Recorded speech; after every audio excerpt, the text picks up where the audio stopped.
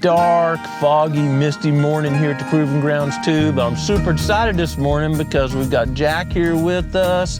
He's from Missouri Drone Recovery. Now, I gotta tell you why I'm so excited about this. Many years, decades ago, I helped write some chapters in the Quality Deer Management's book on doing camera surveys.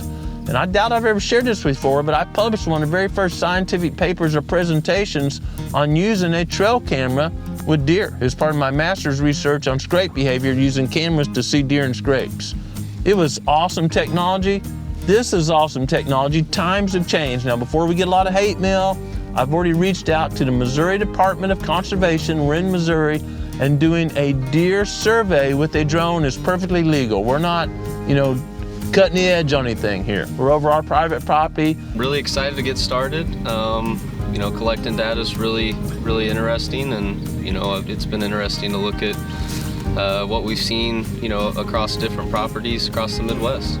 And also, on top of that, where are deer on this rainy morning? What type of habitat are they in? Or where we've cut cedars or in standing cedars like all people claim, or in the open hardwoods. We're gonna learn a lot today. Come on along as we see what's prowling around on the Proving Grounds too.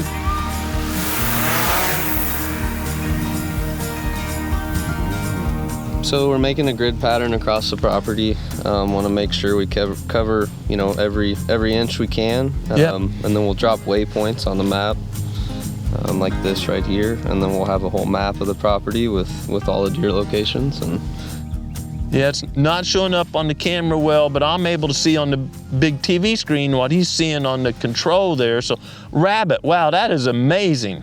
Look at that, that is amazing. How high are you above this rabbit right now? I'm about 100 feet.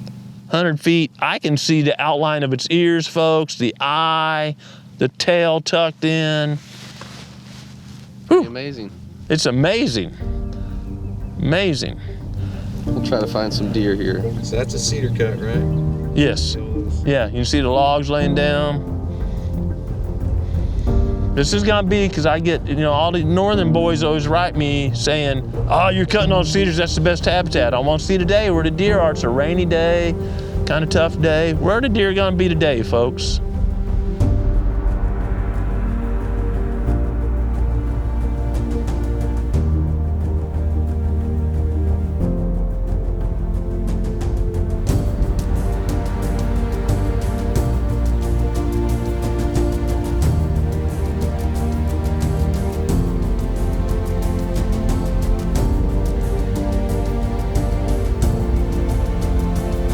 So 9:30 in the morning on a rainy, foggy, a little bit cool day. Deer seem to be bedded down, and deer need to eat about 5% of their body weight a day. So you think about how much they got to be up moving to get 5%, especially late winter.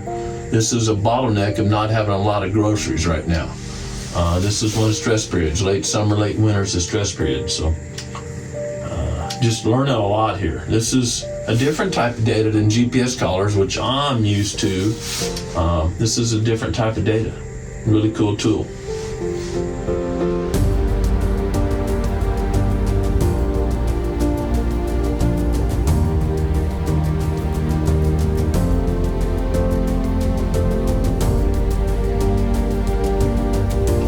Interesting to watch these deer chewing their cud. Of course, they will feed typically during the night, get back in the hinterlands here. You see this deer actively chewing its cud, and I could see a second ago it go down. So what happens is their biggest predator defense mechanism is their stomach, not their ears or eyes. They can go out and just get a bunch of food real quickly, inhale it, almost like my kids when they were young, and then go get in cover, bring it back up, chew it up finer, mix more saliva with it, swallow it back down. Because remember, deer don't digest anything. They ingest it, and the microbes actually do the digestion. So we're back to, microbes and soil health and gut health, certainly in deer's gut health. So those deer were finishing the digestion process after they ingested it during the night.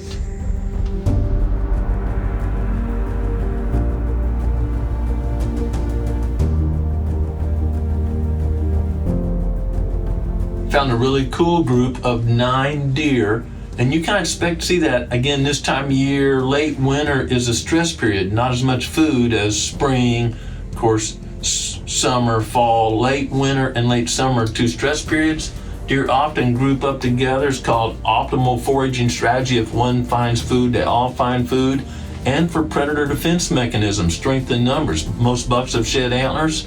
Notice there's some bucks, or maybe even all bucks, but a bigger buck and some younger bucks in here. And those big groups are really common this time of year.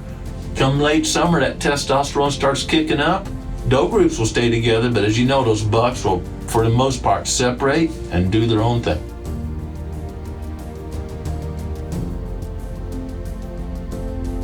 Growing Deer is brought to you by Bass Pro Shops and Cabela's. Also by Green Cover Food Plots, Winchester, PH Outdoors, Moultrie Mobile, Steel, Fleet Outdoor Apparel, Morel Targets, Fourth Arrow, Scorpion Venom Archery, Case IH Tractors, Ward Laboratories, Burris Optics, G5 Broadheads, Prime Bows, and Redneck Hunting Blinds. We're over an extremely thick stand of cedars here at the Proving Grounds too, and people think this rainy day, a little cool, deer may be in there, but no heat print in there. We're not seeing any critter life in there. We've been seeing them where we've been thinning cedars, but in this thick stand of cedars, not showing up any life in there. Right across the tree line, we had just cut cedars. Where the cedars were cut and the sun's energy, even on this cloudy day, could get down, do a little work, it was 12 degrees warmer. And those cedars were shading out the ground, holding that cold soil temperature, 12 degrees cooler. If you're a deer on a cold, wet, late winter day, I want to be where it's 12 degrees warmer. That's easy heat to get versus working for it. Just another way to show that those really thick cedars are not preferred area for wildlife when it's cold.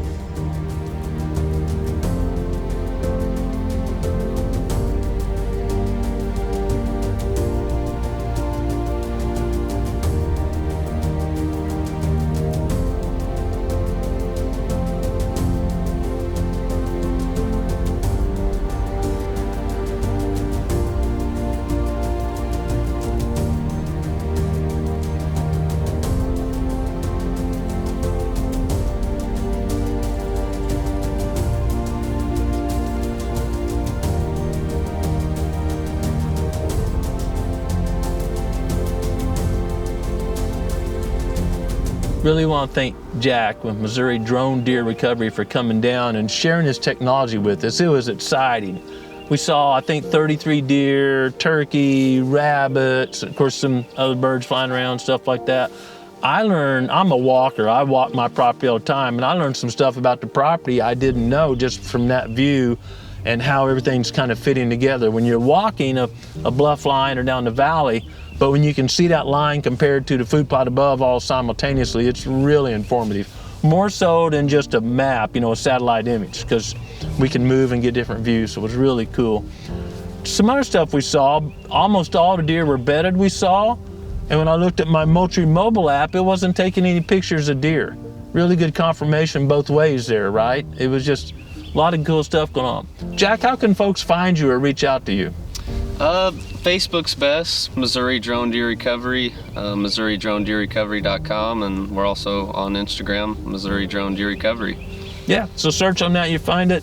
I gotta tell you, I harvested pretty good deer last year and had a friend come down with a dog, great dog, did go to the deer, recover the deer, but it would have been a lot quicker and easier on me not bouncing up and down the hills to let you fly concentric circles and recover that deer.